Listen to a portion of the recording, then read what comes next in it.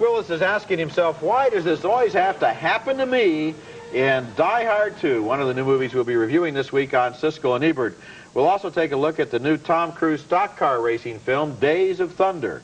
I'm Roger Ebert of the Chicago Sun-Times. And I'm Gene Siskel of the Chicago Tribune. Our first film is Die Hard 2, and why beat around the bush? I think Die Hard 2 is the best movie of this early summer season. We've had a lot of mindlessly violent action pictures this summer, a lot of brainless sequels. Die Hard 2 obviously could have fallen into both of those traps. However, instead, it is a tremendous piece of commercial American movie making, once again starring Bruce Willis as a gutsy cop who finds himself in a grand mess, this time at Washington's Dulles Airport, where hired mercenaries have taken over control of the airport's runways as part of an effort to liberate a captured South American strongman drug dealer who is arriving by plane. The bad guy in charge, called Colonel Stewart, is a former CIA operative who decides to show his power by giving phony landing instructions to an arriving London plane. He'll crash it, and then they'll know he's in charge. Bruce Willis, however, leaps into action.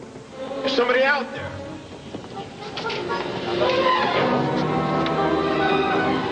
It's my plane. 600 feet. Looking good, Windsor. Now watch it. 30-knot crosswinds and the runway is icy. Airspeed 125. Oh boy, we've got you. Fuel pressure good. That's good. We've got you. Pressure dropping.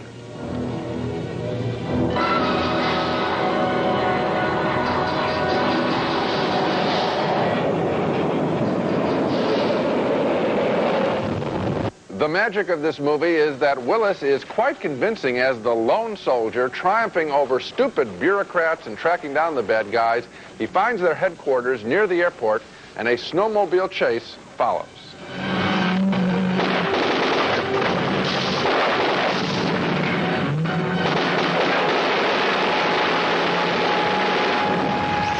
Out to assist Bruce Willis is an Army captain played by John Amos, who has a grudging admiration for the way Willis has been risking his life. McLean, you showed some out there, man. Thanks. Now show some good sense. Let the pros handle this. Die Hard 2 is similar to the James Bond films in having its hero go through all kinds of major physical stunts. Here Willis hitches a ride with a TV news crew helicopter to get to the plane that would take the drug baron to freedom. Bring me down!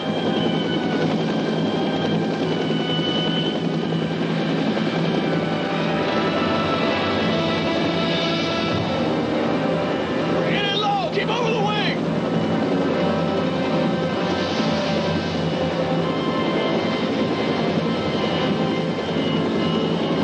Lower!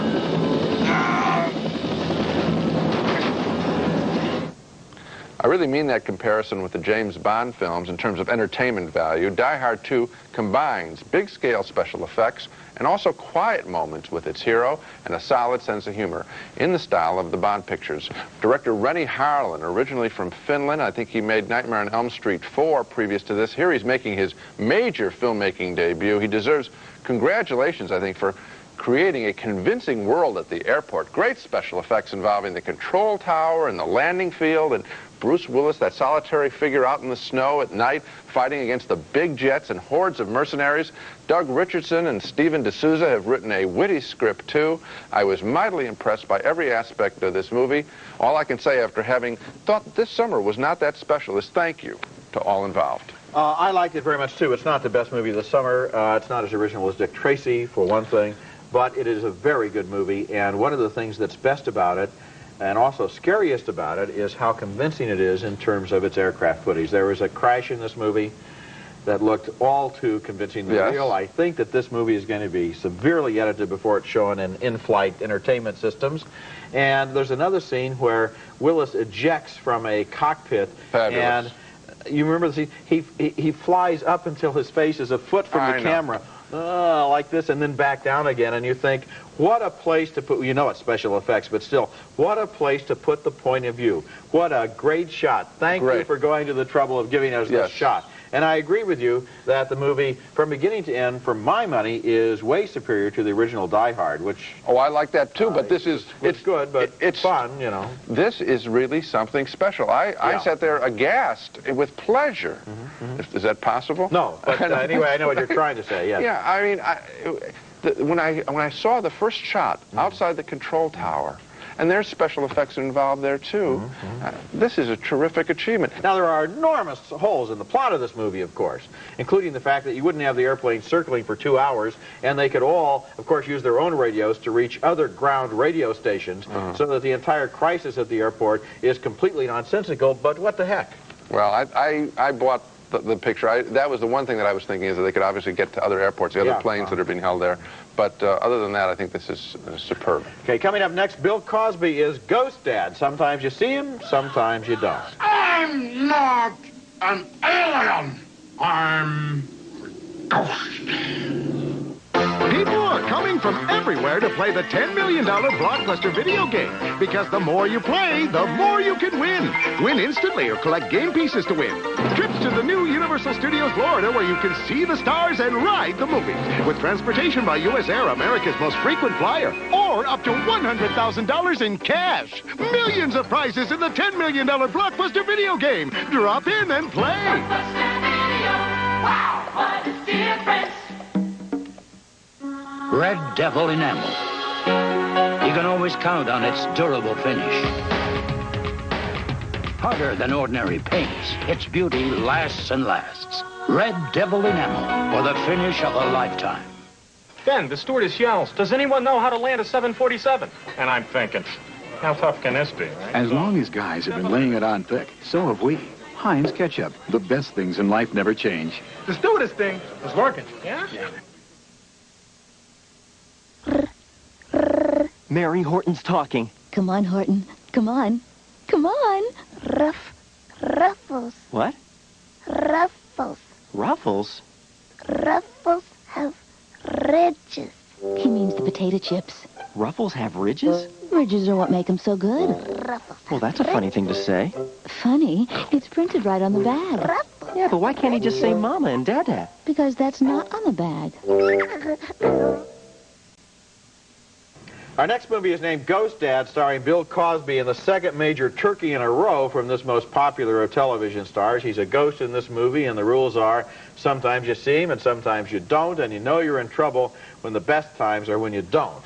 Why is he so effective on the small screen and so lost on the big screen? The movie stars Cosby as a hard-working professional man, a widower with a teenage daughter and 2 smaller children. He's so busy he communicates to them with pre-recorded tape cassettes. Right. You know, this is Daddy saying good night, Daddy, she says to the mini cassette recorder. One day he gets involved in a bizarre traffic accident, and as his body disappears inside a sinking taxi cab, Cosby's spirit begins to make appearances as a ghost. What? I am.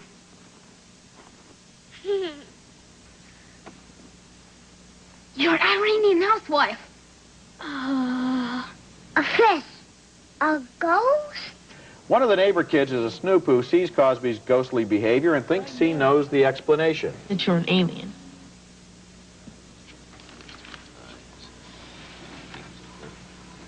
What? I want $50,000 in small, unmarked bills right now, or I go to the newspapers. Ghost Dad is a short movie that feels real long with its strained attempts to wring humor out of the Cosby ghost in one awkward situation after another. Bill Cosby may not be one of the greatest actors of our age, but on TV he certainly does do a good job of bringing refreshing humor to a family situation. What went wrong in this movie? Why does he seem to go over the top with every emotion, overacting so obviously that he seems to be telegraphing every possible laugh? His face. If it's funny, he's like this. If it's sad, he's like this. If he's scared, he's like this.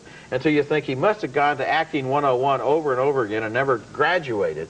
There are all sorts of things wrong with the logic of this movie, like, for example, a scene where his boss is waiting in the next room and his whole job and his family's financial security is all on the line. So what does he do? He leaves the house for a chat with the lady next door. But never mind the logic. Nobody would care about that if Ghost Dad was funny. But it's not funny. It's one of the worst movies so far this year. Throw in last year if you want to. Yeah. Year before that. I sat there very surprised. I don't know if he can't pick a script.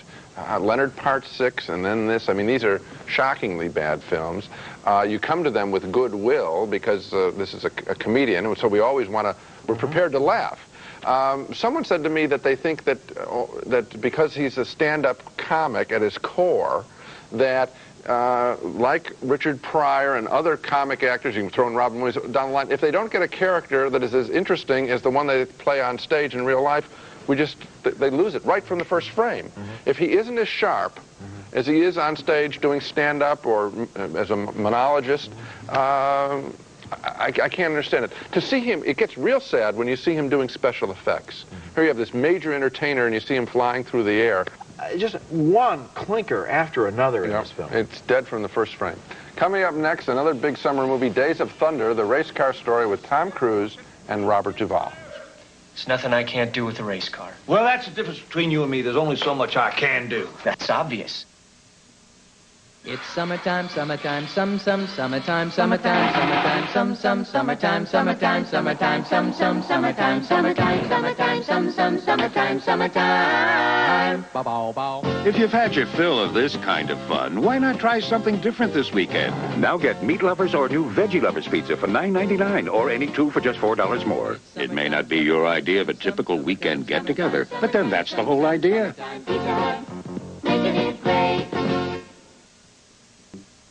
Our next film is Days of Thunder, the new Tom Cruise movie, with him portraying a cocky young amateur race car driver who wants to make it in the bigger world of championship stock car racing.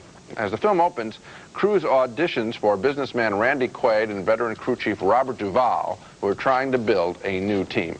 Tim tells me you've been running open wheels. That's right. And now you just want to up and drive NASCAR. That's right. What do you know about stock car racing? Well, watch on television, of course. You've seen it on television? ESPN. The coverage is excellent. You'd be surprised at how much you can pick up.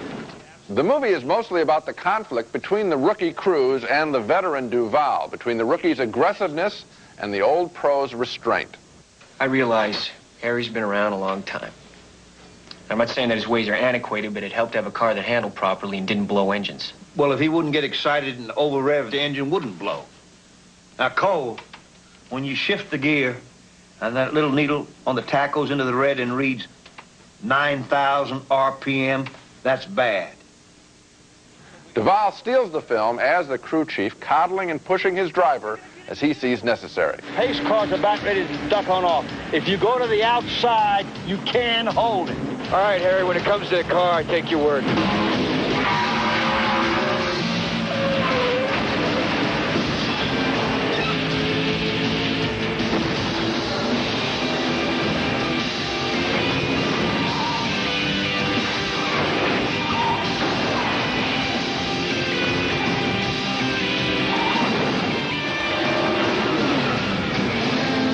Naturally, there is a love interest in the film. Nicole Kidman from the movie Dead Calm plays the young doctor who cares for Cruise after he suffers a concussion. Gotta be good at your job before you can enjoy the rest of your life. This is my job. That's all I know.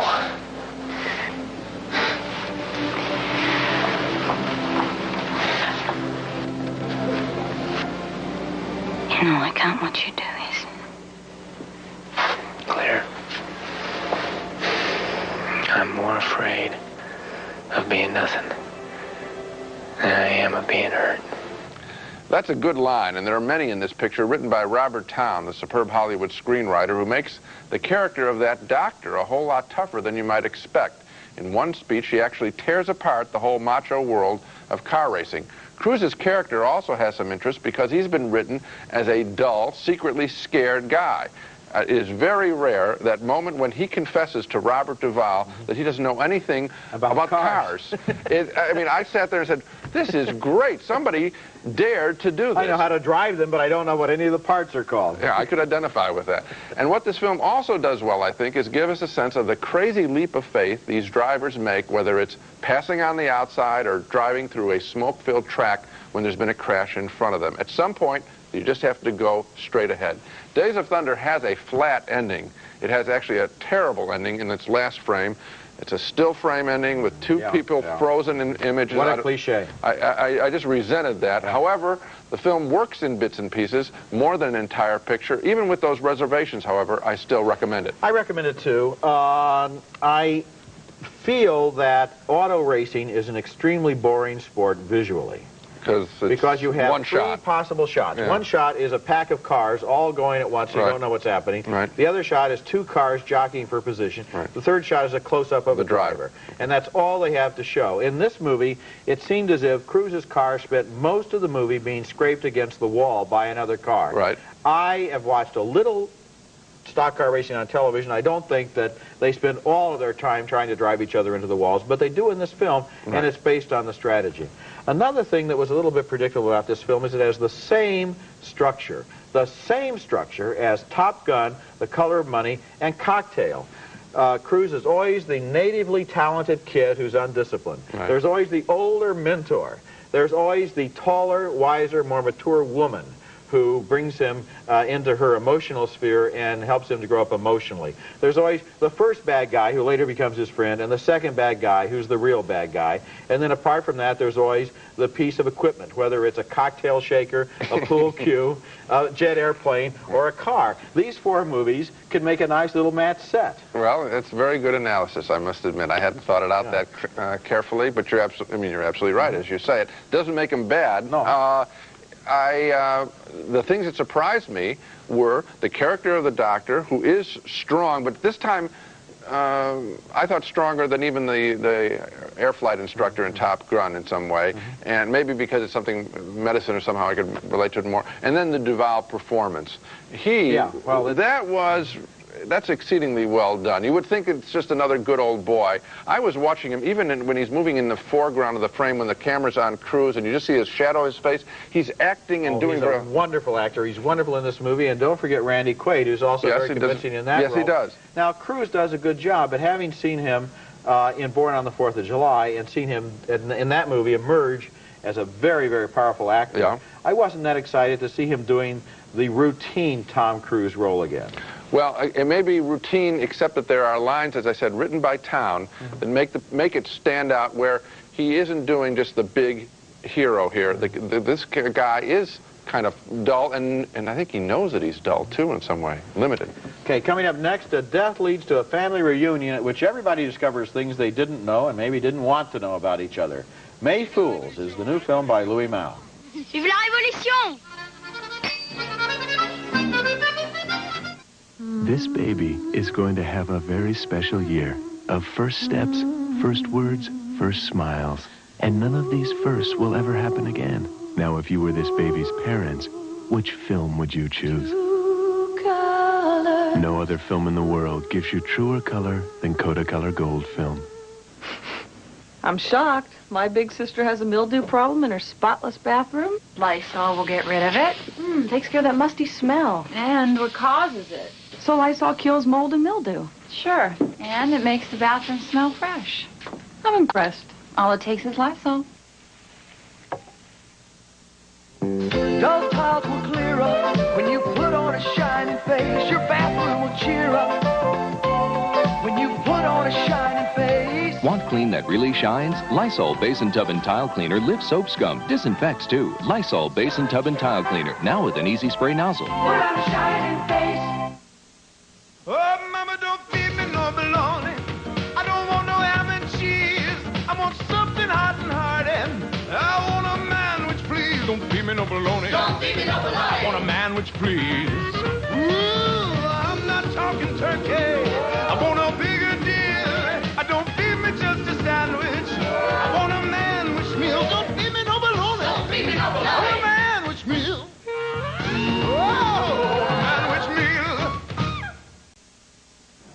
Our next movie is named May Fools, and it takes place in a very special May of 1968 in France, where for a few days it looked as if left-wing protesters would topple the French government, and rumors flew around the country that de Gaulle would have to flee. But all of that is far away from a French provincial farmhouse where a family has been brought together by the death of their matriarch. That dependable and droll actor Michel Piccoli stars in the movie as the son who has stayed behind to live on the farm while the others have gone off to the city in various professions. Ah non, vous partagez pas les livres. Et pourquoi pas? Parce que les livres sont à moi. N'oubliez pas que je suis le seul à savoir lire dans la famille. The film's big scene is one of reconciliation, on the surface anyway, as the family gathers for a picnic after a few days of bickering, disagreement, and sexual intrigue. They're filled for the moment with the spirit of the revolution. Les enfants seront élevés en pleine nature, ils n'iront plus à l'école. Ça se fait déjà, vous savez, en Arizona. Évidemment, il faudra supprimer le mariage. Bien sûr, à chacun selon sa nature, et les femmes à tout le monde. Les hommes aussi. Le mariage, c'est le tombeau de l'amour.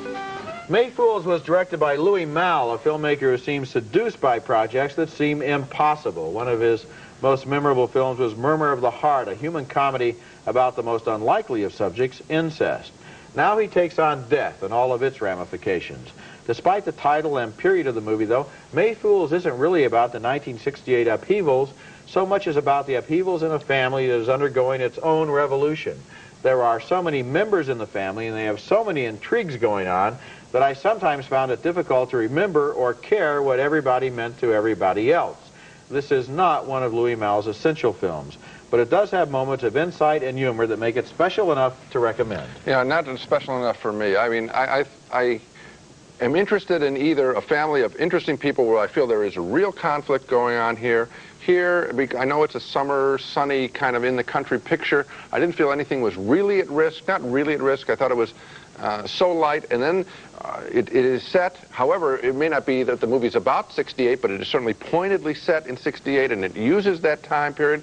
So I'm thinking, what is he saying about the 60s in some way? And, okay, so the Great Revolution didn't occur, but what does that say about these people? Well, Gene, what I think he's saying here is something that could even apply to people who were involved in what went on in this country in the 60s, and that is that there was a moment when it seemed as if society was undergoing a fundamental reform. Yes. And that people were being freed from the restraints of the past. Yes. That is very clearly shown in this movie in a scene where the family, just for a second, toys with the notion of free love. Right. And it's shown in terms of the truck driver who turns up, and suddenly he's the representative proletarian who gets to become a free spirit for a second before he goes back to driving his truck. The movie is about that moment. Well, you were saying before that it really wasn't about the 60s. Well, it's about that moment in terms of that family. Well, all I can tell you is that I don't think this film is very clear what it is about. I don't see it that way. That time period is precious, and the people that went through it, including you and me, know what it meant and carry it with us all the time. So I don't know that it should be trivialized in some way, and I just don't know what he's saying about these people. Well, the bottom line is I guess I enjoyed it more than you do, and maybe it's because I liked, well, what you liked in a way, some of the little moments. You didn't like the little moments. Okay, then, I liked it for completely different reasons than you disliked it for, which is the best way to put it, I guess. Okay, now let's recap the movies we reviewed on this show. 2 enthusiastic thumbs up for Die Hard 2, a great directing job by Rennie Harlin. I think it's nothing less than the best film of this summer. 2 thumbs down, though, way down for Ghost Dad, another disastrous would-be comedy starring Bill Cosby.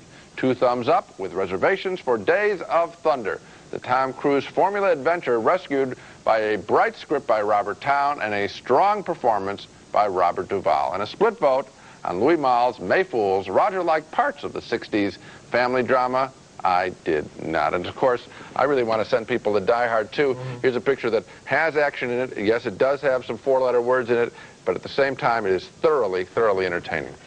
That's it for this week. Next week, we'll be back with a special show called Breakthrough Stars of 1990. 8 actors who this year have really made an impact on us. That's next week. And until then, the balcony is closed.